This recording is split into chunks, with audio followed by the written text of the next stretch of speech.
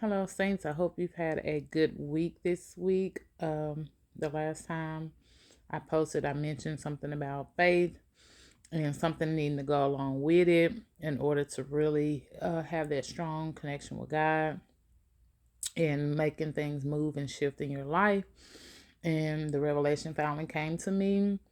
And that other thing, you have to have faith plus surrenderance. So, um, part of being on a walk with Christ and building your relationship with God is you have to give up control of things in your life, as in how they happen. You have to be able to surrender the plan that you have for yourself and allow the plan that God has to take place. So you have to have faith, not just in that He's going to work it out for you, that He's going to plan your steps, He's going to guide you, but you also have to surrender the control of trying to maneuver that plan. So God provides you a plan, and you also have to say, okay, Lord, how you will do it is how it will be done, versus, okay, I have this plan now let me work it out. Let me do this way. Let me do that way. Because when you do things to the point to where you are still trying to control the outcome, because that's what it is. You're working a plan to control the outcome. And when you do that, you're putting yourself in a position to not truly trust what God is doing in your life. And so, um, which goes back to faith. You're hindering your faith. So you have to put yourself in a position to surrender the control, to build the faith, to gain the trust, to get the outcome that God wants you to have. I know that's a lot, that's a mouthful, but that's something that I'm working on. That's something that I'm trying to rebuild, because I kept going back through my mind trying to figure out what it is that I felt like I lost the disconnect to. And what it was is I started trying to control things. I started slowly inching back into that position to where um instead of letting God show me the He showed me the direction, but I would start intervening with things that He was laying out for me um, through my controlling behavior. So, what does that mean? What are you talking about? So, let's go back to let's just talk about financial means, right?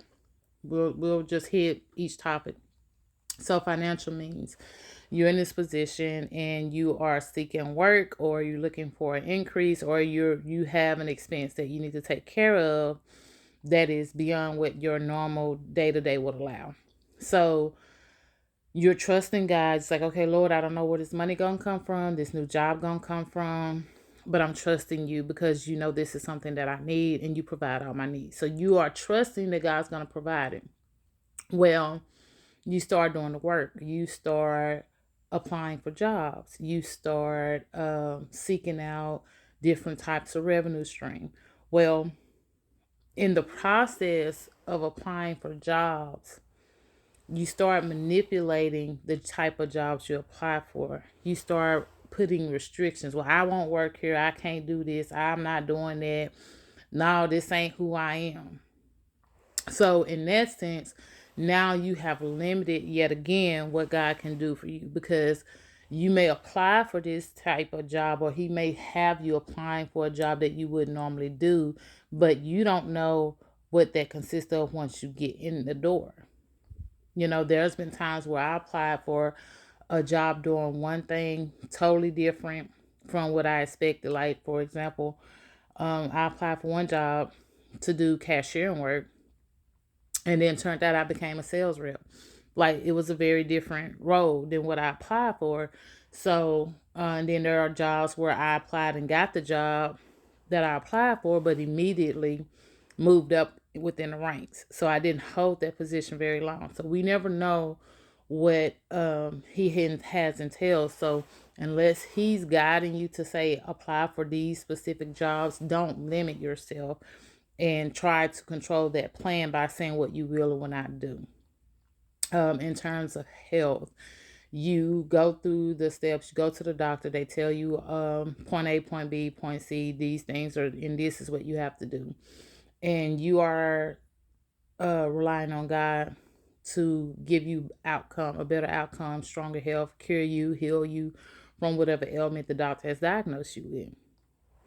And the doctor has, so the doctor has told you to come back on these days and start making out a plan.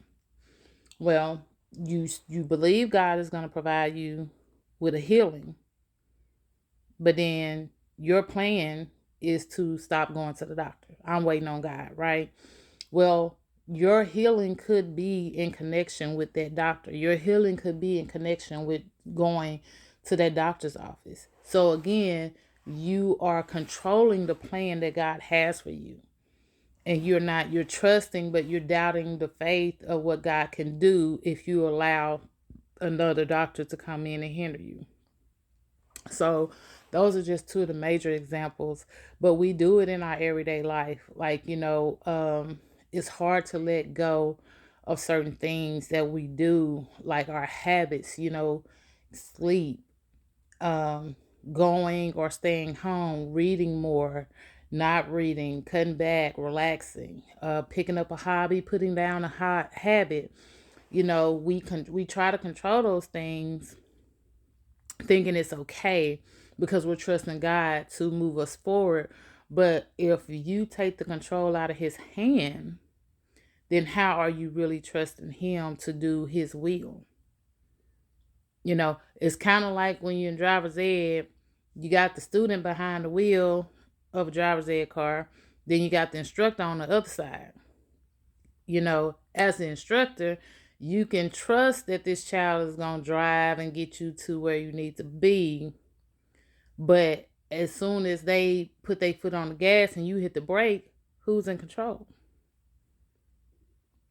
So it's one of those, if you got to trust that student, you got to allow them to move forward, go, accelerate the vehicle, apply the brake, make the turns. They have to make those decisions. And you are there to kind of just bump back into place when that student gets off. So in other words, when God is in control, we have to surrender our control and only put our hands on the wheel when he needs us to, when he needs us to step in that boundary of, okay, this is a shift for you, so I'm gonna need you to work out your faith through exercising more. I'm gonna need you to work out your faith through eating better eating habits. I'm gonna need you to work out your faith through anger management techniques.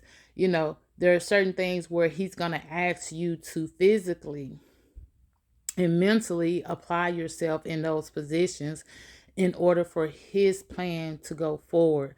But you can't put yourself in a mindset to where you're not going to allow God to actually lay the plan and execute the plan.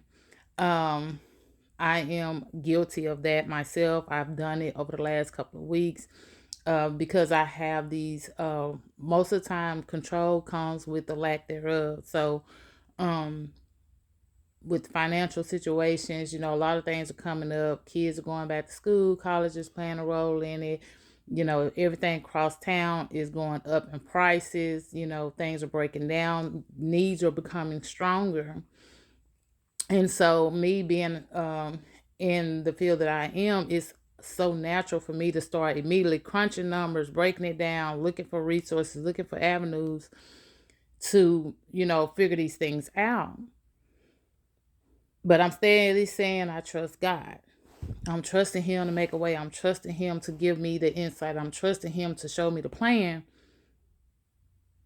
But yet I'm still doing these things and not focusing on the plan that I'm not giving him room to focus on the plan that he wants to give me. So what happens is, while I think I'm still trusting God, I'm over here doing things. I'm over here moving money around, opening and shutting accounts. All of that can be hindering what God's trying to do, because one thing I know in finance, anything that you do financially, if it's opening an account, closing an account, renewing an account, renew an account or inquire, even if you do a credit pull, all of that's going to affect the outcome of what your next step is. So if for example, my daughter's going back to school, we had to apply for some financial aid, but I also made the mistake of checking my credit instead of just doing it on my own free where it wouldn't hurt my credit. I was being lazy and had somebody pull it for me so that I can work over here while they doing that. Well, of course, they did a hard pull, so now it interfered with what I had going on the other side that God was trying to take care of. So it's things like that where I say, you got to be careful not to put yourself in a position to be hindering what God has going on in the background to keep you from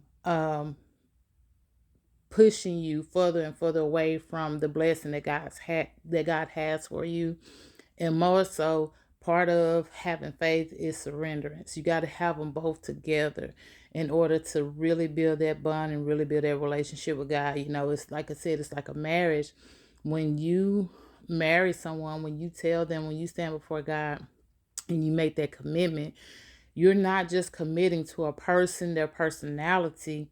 You're committing to a lifestyle. You're committing to the ups and the downs. You're committing to the things that they can't even see, along with the things that you can on both sides. You're even committing to the person that you don't know who you'll be in 10 to 15 years.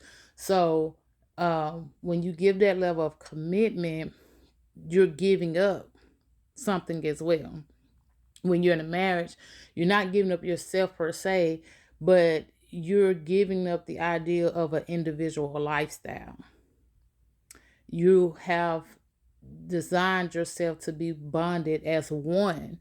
So everything that you do moving forward, you move together as a unit. You don't move isolated. It's singular. You move as a unit, and it's not just something. And depending on how you expand your family, like we have 4 children, so we have a very large unit. It's not just me and my husband that we're moving our family. So our decisions don't just affect us, it affects our children and their future as well. And so when we say I do, when we committed to that marriage, we knew that we were surrendering something in order to gain much better. And that's what you're doing when you're building your relationship with God. You're surrendering that individual control and that doubt of doing things your way, but you're gaining the relationship that leads to God being able to provide for you without you having to feel like it's forced, without you having to figure it out, because the plan is there. You're surrendering the unknown for the known. It's just you don't know it. Somebody knows the plan, at least when you with God. When you are connected with God and you are building your relationship, just because you don't know the plan, because you're in a unit, one person knows the full plan. When you out here on your own and you choosing not to have that relationship with God, you choosing to live life your own way, nobody has that plan, not even you. You don't even know the outcome of it because you're doing you. You just got to do it and see what happens. Whereas when you with God, He knows what's going to happen when you do what He say. He knows what's going to happen when you obey Him. He knows what's going to happen when you dedicate yourself and give over and surrender to Him what He's asking you to surrender. So He knows the outcome. So that alone itself is going to have more value than the unknown. So I really hope this blessed you all today. I'm glad God gave me that revelation. I was really seeking this out for quite some time, and I didn't even make another post before it because I wanted to make sure that's how you guys understand when I say sometimes when something holds on to your heart, you can't let it go and you have to just go over it and study it and study it. This is one of those times where it just something was telling me there was more to it. There was more to it. I needed to chew on this a little longer. And now God has finally revealed to me what that was. And I'm glad to share with you all. And I hope you're able to exercise that because this is a challenge. It's not something meant to be easy. But now that we know what it is, we can start growing and practicing to incorporate this in our everyday journey with Christ. Y'all have a good day.